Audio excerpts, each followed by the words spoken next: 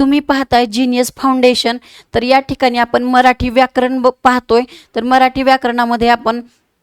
शब्दसंपत्ती हा भाग पाहत असताना त्यामधील वेगवेगळ्या घटकांचा आपण या ठिकाणी अभ्यास केलेला आहे। तर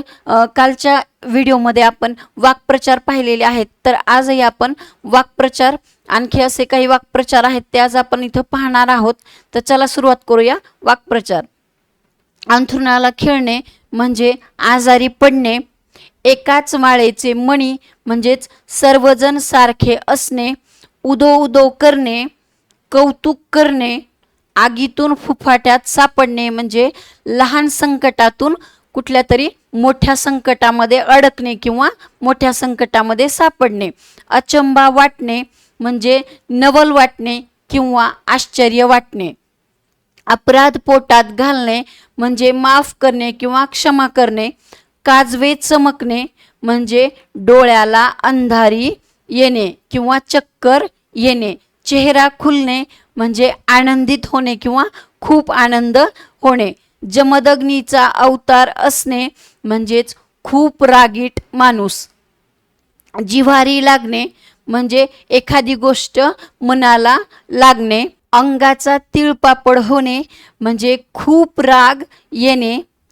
डोळ्यात अंजन घालणे म्हणजे चूक लक्षात आणून देणे,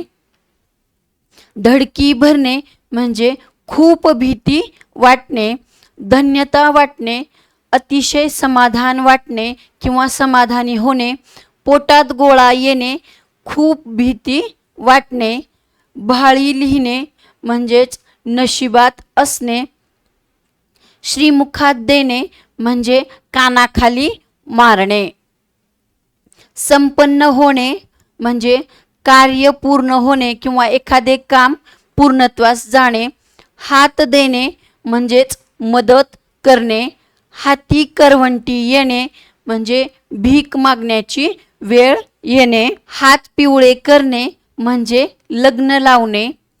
तोल जाणे मनावरील नियंत्रण सुटणे, घोर लागणे म्हणजे मोठी काळजी लागून राहणे, डोक्यावर बसवणे म्हणजेच फाजील लाड करणे किंवा खूप लाड करणे, डोळ्यात खुपणे म्हणजे द्वेष करणे, फडशा पाडणे म्हणजे नाश करणे किंवा समूळ नष्ट करणे, दाह होणे म्हणजेच शरीराची आग होणे, पित्त खवळणे खूप जास्त राग येणे, शपथ घेणे म्हणजे प्रतिज्ञा घेणे, हात बसणे म्हणजेच चांगला सराव होणे, तोंडात बोटे घालणे म्हणजे नवल वाटणे किंवा आश्चर्याने पाहणे, तल्लीन होणे, मग्न होणे, गंध नसणे, ज्ञान किंवा माहिती नसणे म्हणजे एखाद्या गोष्टीची कसलीही माहिती किंवा ज्ञान नसणे म्हणजेच गंध नसणे, गची बाधा होणे म्हणजेच गर्व होणे, रक्त आटवणे म्हणजे खूप कष्ट करणे, कंबर खचणे, धीर सुटणे,